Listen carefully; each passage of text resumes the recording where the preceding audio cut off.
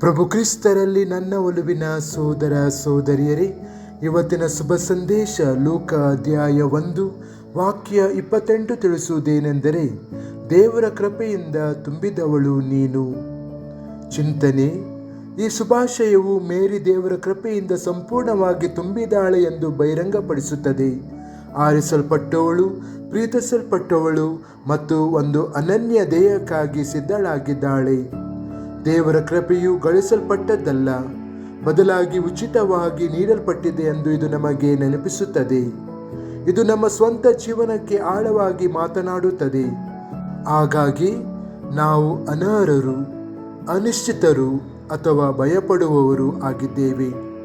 ಆದರೆ ದೇವರು ನಮ್ಮಲ್ಲಿ ಪ್ರತಿಯೊಬ್ಬರನ್ನು ಕೃಪೆಯಿಂದ ಸ್ವಾಗತಿಸುತ್ತಾರೆ. ಆತನು ನಮ್ಮ ದೌರ್ಬಲ್ಯವನ್ನು ಮಾತ್ರವಲ್ಲ, ನಮ್ಮ ಸಾಮರ್ಥ್ಯವನ್ನು ನೋಡುತ್ತಾರೆ. ಮೇರಿ ಮಾತೆಯಂತೆಯೇ ಮಾರ್ಗವು ಅಸ್ಪಷ್ಟವಾಗಿದ್ದರೂ ಸಹ ಕೇಳಲು, ನಂಬಲು ಮತ್ತು ಉದಾರವಾಗಿ ಪ್ರತಿಕ್ರಿಯಿಸಲು ನಾವು ಕರೆಯಲ್ಪಟ್ಟಿದ್ದೇವೆ. ಪ್ರಾರ್ಥನೆ: ಕೃಪೆಯಿಂದ ತುಂಬಿದ ದೇವಮಾತೆಯೇ, ದೇವರ ಚಿತ್ತಕ್ಕೆ ನನ್ನ ಹೃದಯವನ್ನು ತೆರೆಯಲು ನನಗೆ ಕಲಿಸಿರಿ. ಕ್ರಿಸ್ತನ ಪ್ರೀತಿಯನ್ನು ಇತರರಿಗೆ ಕೊಂಡೊಯ್ಯುವಂತೆ ನಿನ್ನ ನಮ್ರತೆ ಮತ್ತು ನಂಬಿಕೆಯಿಂದ ನನ್ನನ್ನು ತುಂಬಿಸಿರಿ. ಆಮೆನ್.